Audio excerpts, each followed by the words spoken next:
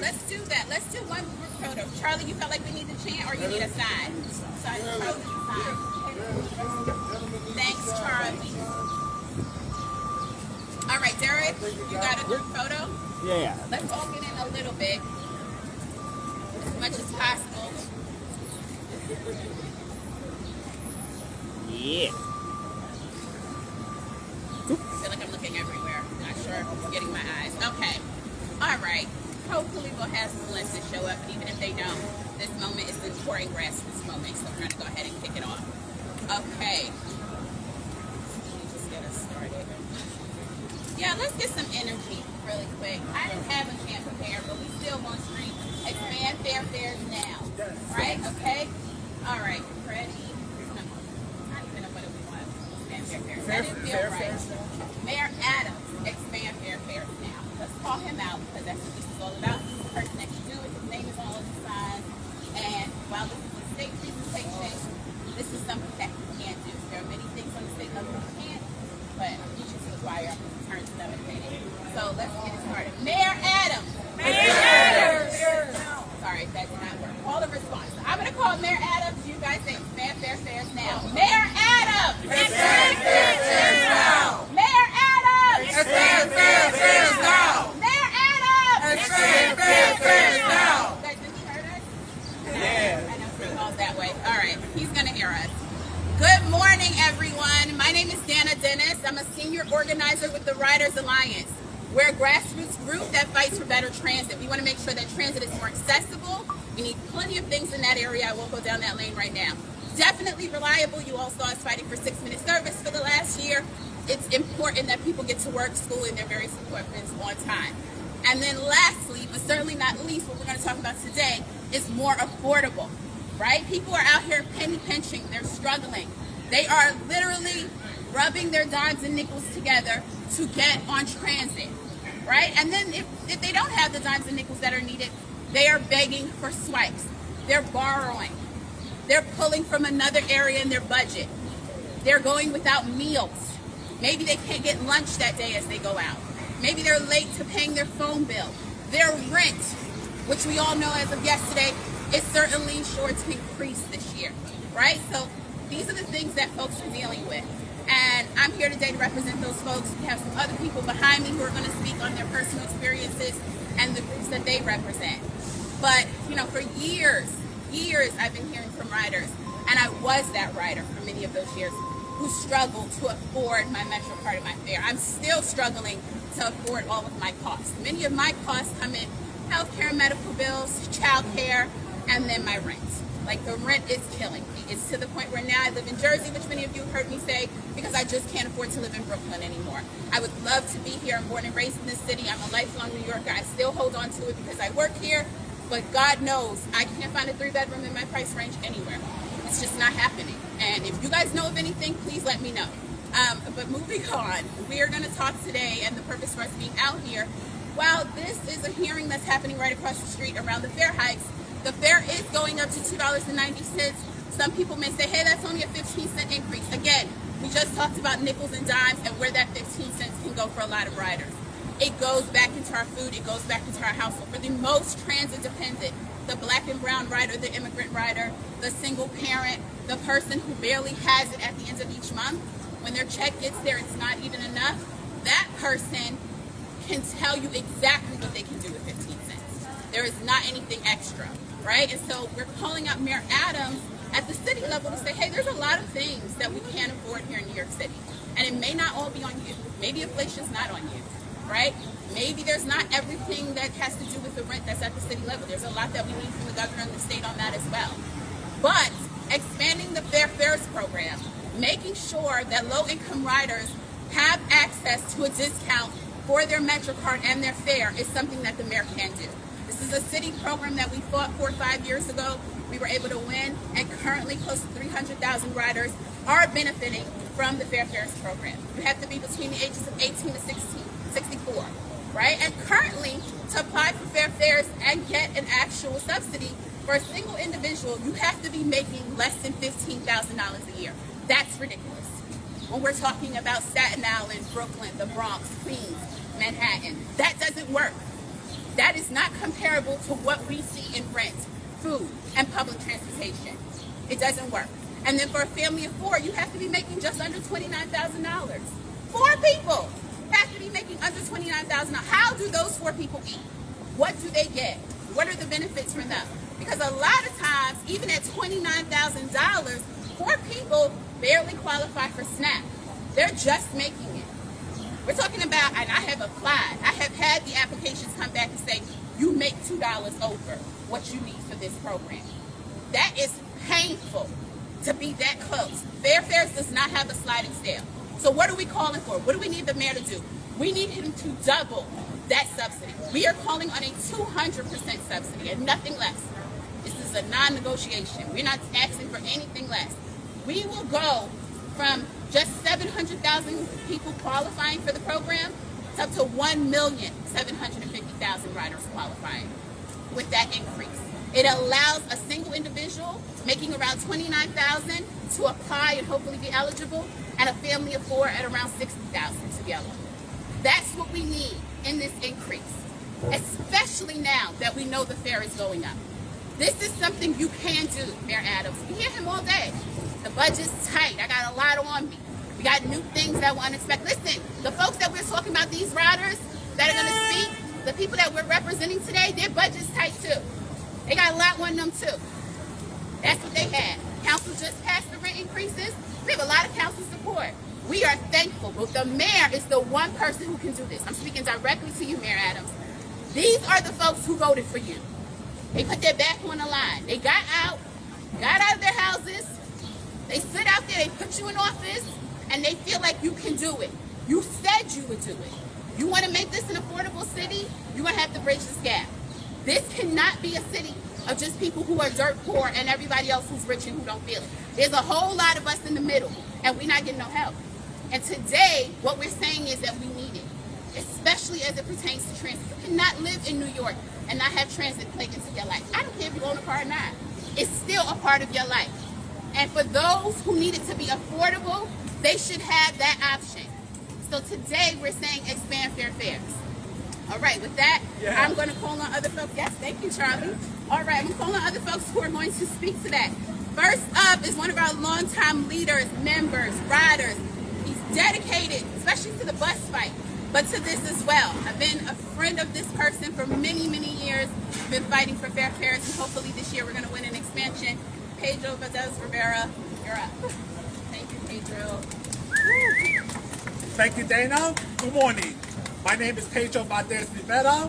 I have been a Rise to Rise member since June 2013. Me and my family have been living in a Bed-Stuy Nitro development since January 2016. In the past, me and my family were financially struggling to pay monthly bills because of the pandemic. Also in the past, in the present, it is really hard for me and my family to buy weekly necessities because of the rising cost of inflation. Furthermore, in the future, there is far less money left over for me and my family to purchase the full fare per trip because of the possible recession daily. In addition, I opposed the proposed bus and subway fare hikes that could take effect before Labor Day because that could put a strain on me and my family's budget. That's why fares are essential. However, because me and my family's annual household income is not 100% above the federal poverty line, we are not eligible. Also, that is why me, my family, and millions of New Yorkers are demanding Mayor Adams and his administration to expand fares from 100% above the federal poverty line to 200% above the poverty line in the New York City budget, which could benefit almost 2 million New Yorkers. Yeah. Furthermore, I deeply advise the MTA and the Blue Ribbon Panel to advise Mayor Adams by expanding fares to the NYC budget. In addition, I strongly encourage them to both advertise and educate millions of New Yorkers all over the subway and bus systems about the benefits of fares. Therefore, they are using it to enter the subways and on buses at half the cost of a full fare, while not evading the fare and adding additional subway and bus ridership numbers towards the MTA operating costs. Thank you so much. Thank you, Pedro. You guys heard it. You spoke on something that was really important, right? Educating riders about the benefits of the program. We're in a moment where we've heard from both our governor and our mayor how important safety is on transit, and also how much it is, part of their priorities, right, to attack this issue of fare evasion. And what better way to make sure that folks are not evading the fare and committing a crime of poverty. Let me call that out, okay, because that's a real thing. You have poverty on your back is the difference. But even with that being said, we want to make sure that everyone pays, right? We are in support of everyone paying, but we want to make sure that they're paying what is affordable to their budget. That needs to be looked at. In order for that to happen, we need to make sure that we're expanding this program. So Mayor Adams, if this is really a priority for you, then you will go ahead and expand this program this year. Thank you, Pedro. And then I'm going to call, thank you, right now on someone who is also a longtime colleague and someone who's been a friend and has called us out to support many things that he works on. He's at the front line of folks who are dealing with our food affordability crisis and the struggles of poverty as it pertains to just eating. Which a meal is something that's a non-negotiable. We all got to eat. We need to live, and that's really important. We want to make sure that folks who are experiencing hardships around food have quality, healthy resources, right? Especially in neighborhoods that don't always get it, that have that struggle. Again, Black and brown communities that may not have the farmers markets on every other corner. These are things that we're pushing for. And so I'm going to call up Jerome Daniel, City Harvest, the Director of Policy and Government Relations. Thank you. Great. Woo! So for those who might be wondering, why is the food bank speaking at a transit justice rally? I point to that sign. If y'all could back me up, say meal or Metro card. Meal or Metro card. Meal or Metro card. Meal or Metro card. That's not a fair question. No one should have to choose between eating and being able to navigate our city. And the reason we're talking about transit justice and food justice is because it's all connected. It's an affordability issue. City Harvest was just a part of a report with the United Way that showed that the amount of New Yorkers that can't afford food, with transportation, with housing, with childcare, all these expenses has increased from 30% of New York to 50% of working-age New Yorkers. That's 3 million working-age New Yorkers that can't afford the cost of food with transportation. So they're trying to decide between food or a Metro card, and that's not fair. Not only is that not fair, it's not fair that we know the answer. We have solutions, we have strategies to address the affordability issue. We've seen different programs happen over the past 2 or 3 years from COVID. People were poor before COVID. I know the public health emergency ended, but guess what? People are still poor now. Yes. And our city is still unaffordable right now. And the way we can address transportation from the city side is to invest in fair fares. It will help tens and tens of thousands of New Yorkers that are struggling and answering the question if they could travel to work, if they can afford to take care of their children, or if they have to go to a food pantry. And City Harvest stands here in solidarity with Riders Alliance as we continue to advocate for fair fares and other ways to make our city more affordable. Thank you. Thank you. Awesome. Thank you so much. Okay, and next I am going to call on someone who's also been a big colleague for many years, who's been in this fight on so many different levels. Lisa Dowgan from PCAC, Executive Director here. Hi, I'm Lisa Dagley, and I'm the Executive Director of the Permanent Citizens Advisory Committee to the MTA. Today we're going to start talking about fare increases. We know that the fares are going to go up. For some people, it's going to be unaffordable, and it's going to be a Metro card or a meal, and that's not right. Nobody should have to make that choice. Mayor Adams, with the stroke of one pen, got a pen right here for you. You can increase the eligibility of fair fares to 200% today, and you can relieve the burden for so many people. Here's a pen, make it happen. Fair fares should be available for so many more people. We should be hearing about this in the subway, not about Indiana Jones' next adventure. It should be about fair fares. Let's make fair fares even fairer for more people. Let's go. Thank you. And next up, I have Anna Maria. She's a new member of the Riders Alliance, and she's going to speak to her personal experience in this fight. Good morning. My name is Anna Maria, born in New York, Brooklyn, New York. First, I want to say that. Talking to the mayor, I voted for you. I want to say that. I do work part-time. my income does not go all around. You know, I have to keep a friend to help me out with my bills, you know. So, you know, I need help. I need, you know, whatever I can do. You know, I do work. I don't want welfare anymore. I haven't had welfare for the last 15 years. I have not collected any assistance. So, thank you, New York. Thank you, Mayor. Please work. Thank you, Anna. Let's encourage her. It's always nerve-wracking to get up there the first time. You did really, really great.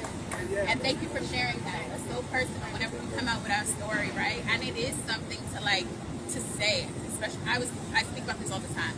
Born and raised in poverty, I could count the number of times that I've had to fill out these applications, go down to social services, and not just needs it not, but feeling like I need it. And then there's this community, you know, kind of stigma. It's well, if you need it, then what's going on? Listen, folks don't want to be in this struggle. Don't want to be out here having to feel like we need to have half off. But the reality is that there are, right? And so already the numbers show that there are over 1 million people who are using some type of system or just above it who are in need of this. So we're going to continue to call on the mayor on that. Let's keep this going because I know it's showering on us, and I'm thankful for the dedicated folks who are standing with us in this rain. Next up is Nicholas Lombardi from CGC. Thank you. Woo! Woo! All right, can everybody hear me? Yes. All right. Well, good morning, all. My name is Nicholas Lombardo. I'm an educator at a community-based organization called Chinese American Planning Council. It is our mission to support lower-income Asian and Pacific Islander American and/or immigrant families in New York City. And our programs do so for over 200,000 community members in New York City every year. And my program it falls under New York City's Department of Youth and Community Development. Under their definition, the students who I work with, the high school students, and their families are all lower income. That is an eligibility requirement to be part of our program, where I am funded to help them overcome financial and other intersecting barriers to transition successfully into their adult lives after high school. My students commute to our office every week, many of them multiple days a week, to attend skill building workshops and get help with career exploration and college applications. Their family members come to our organization for adult literacy classes to get help with applying for benefits, and they need to come to our offices to do this. Yet, despite qualifying as lower income and eligible for our programming, only a fraction of my students' families meet the income eligibility for the Fair Fares program. That's thanks to a gap in the two agencies' definitions over lower income. This means that families who are marginally better off on paper still have to pay full fares to make it to jobs that still don't cover all of their family's needs. It means my high school kids pay almost $6 round trip to attend summer internships, often choosing against other opportunities that require additional subway rides. And it means that the CUNY students, my students who then graduate and go on to college, or are already paying their way through school, have to budget an additional $1,800 for commuting alone. Such high fares are disproportionately burdening my students and their families. Cutting in half what they spend on transit could save each of them up to $1,000 every year. That's money that they get back in their budgets. For my high school students, maybe that's just spending time with friends and being normal teenagers.